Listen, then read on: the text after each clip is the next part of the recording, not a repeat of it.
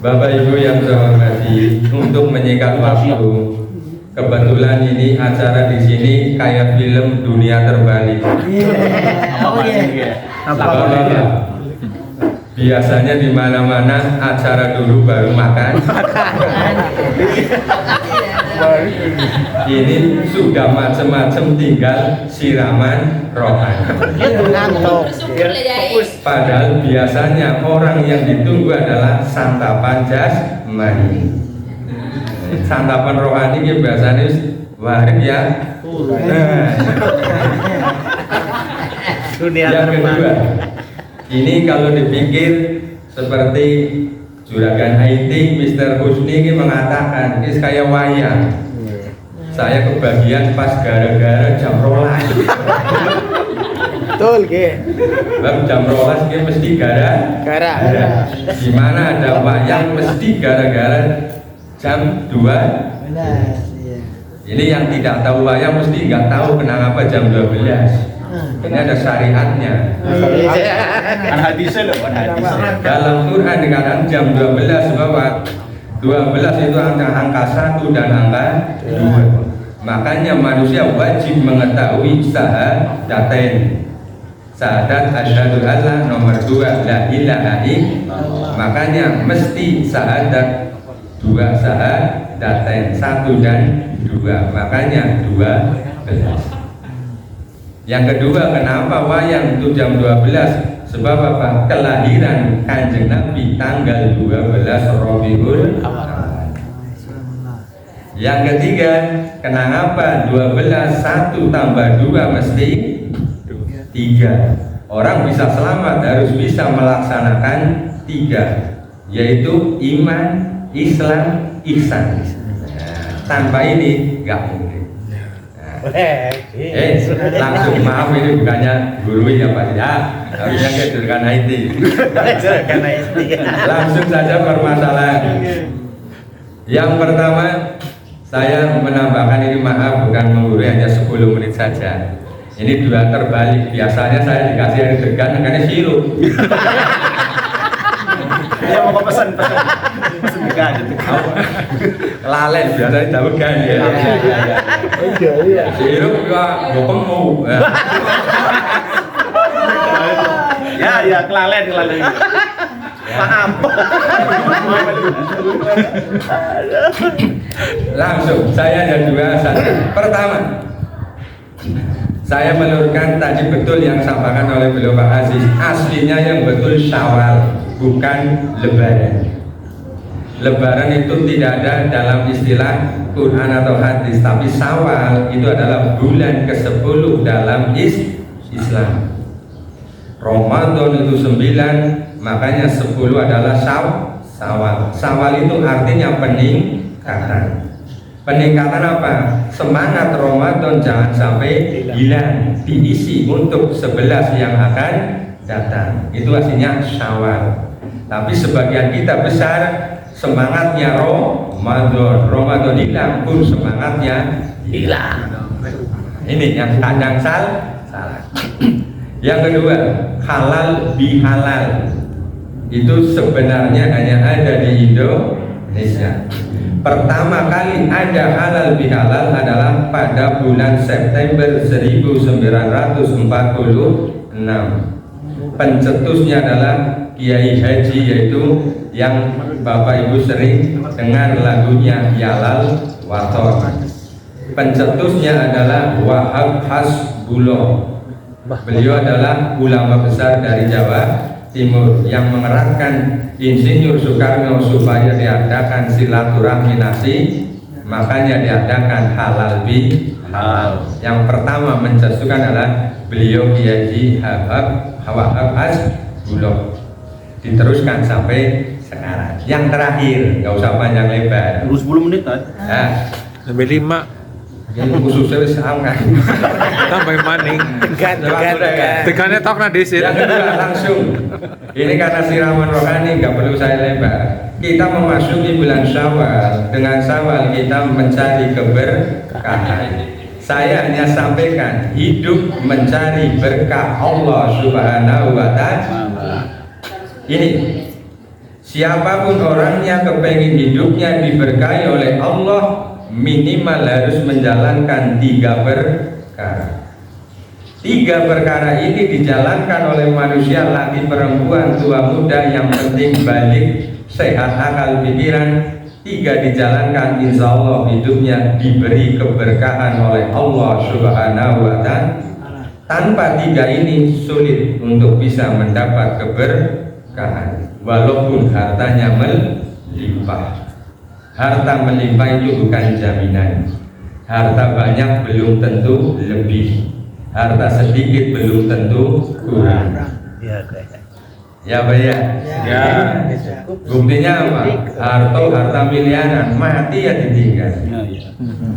Bapak Ibu harus ketahui, harta itu sebenarnya hanya 3, yang dimakan, yang dipakai, dan yang disodakohkan. Itu.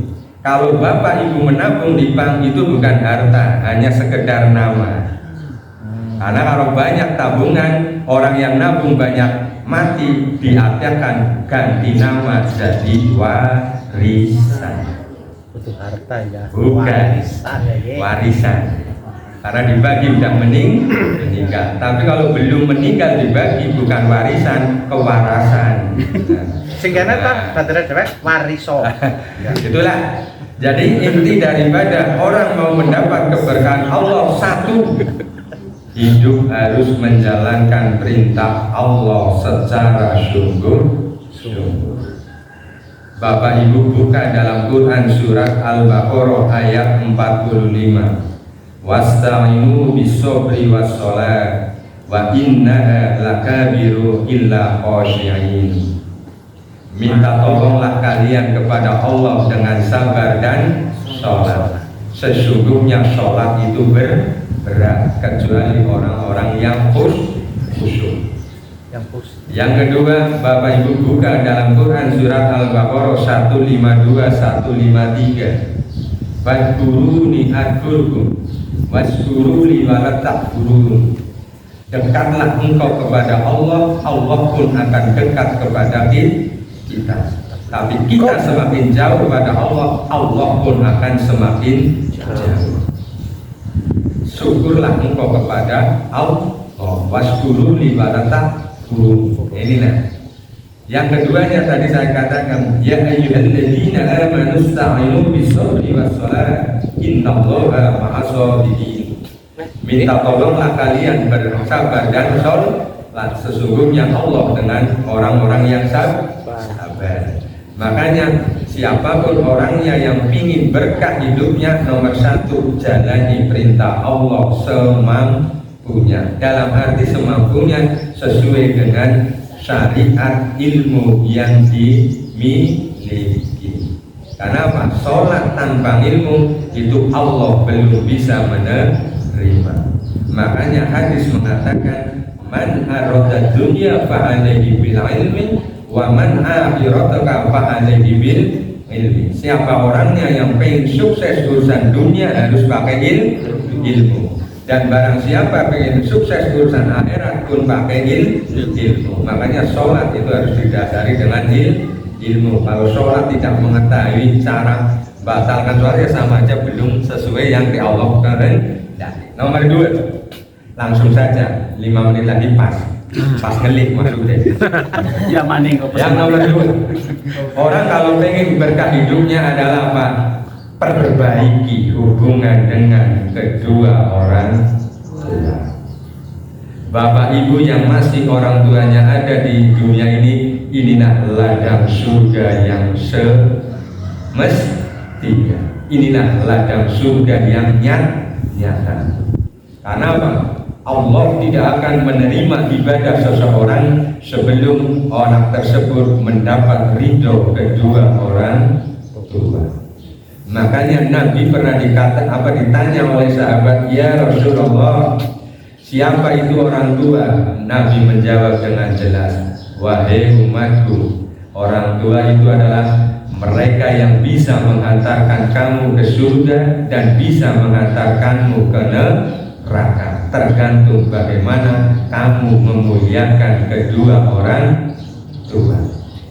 Nah, ini mohon maaf pada Bapak Ibu, Sekarang zaman akhir, tempat mengaji banyak, tempat belajar nggak kurang, tapi yang kurang adalah adab kepada kedua orang tua.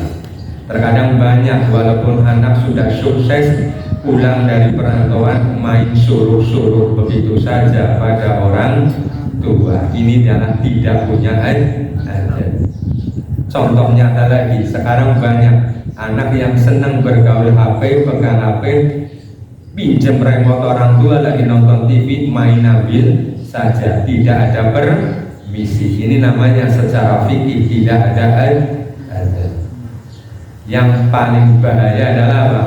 Sampai anak berani kepada kedua orang tua, belum mohon maaf, orang tua sudah meninggal terlebih dahulu. Ini sulit.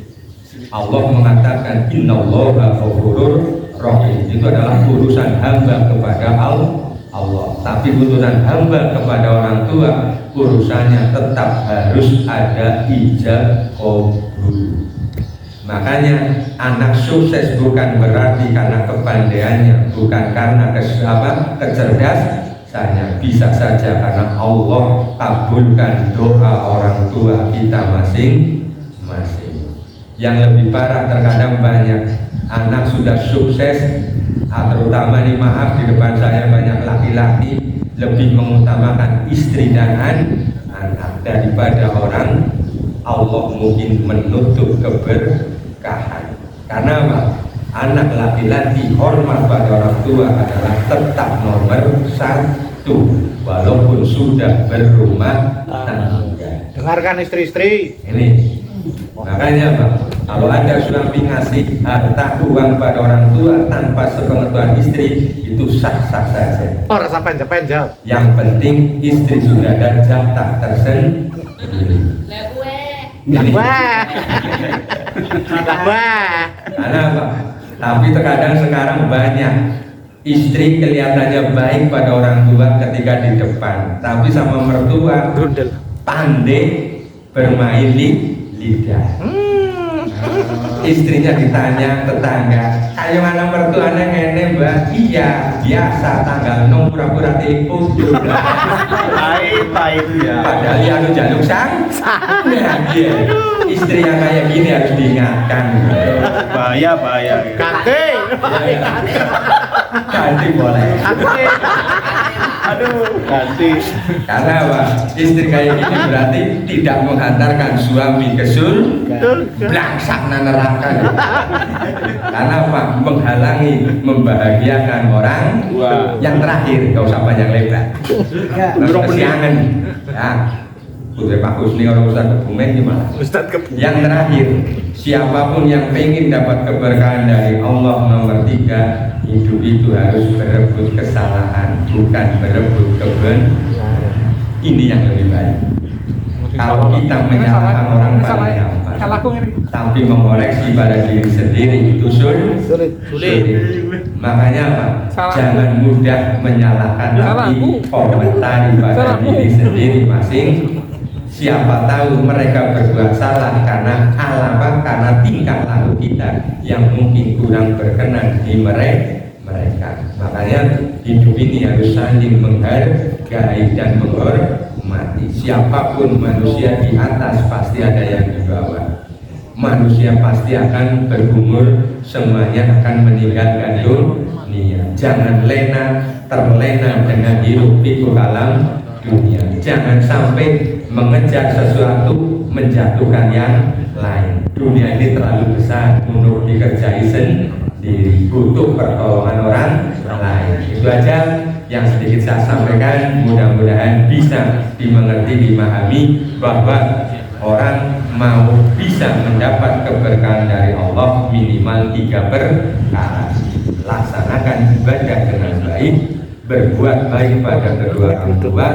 Yang ketiga yaitu berbuatlah selalu mengkoreksi diri sendiri. Jangan suka melempar kesalahan pada orang lain. Karena apa? Kesempurnaan hanya milik yang maha kuasa. Kita ini hanya sebagai hamba, bukan penguasa. Kita itu harus bisa merangkul, bukan memukul. Kita itu harus berani mengajak, bukan mengejek. karena adanya persatuan bisanya terjadi saling komunikasi dengan saling pengetahuan. Mungkin itu yang bisa saya sampaikan, kurang lebihnya mohon maaf. Untuk doa saya pasrahkan kesembuhan dari Karang Lewas Perumahan Pak Haji Pari.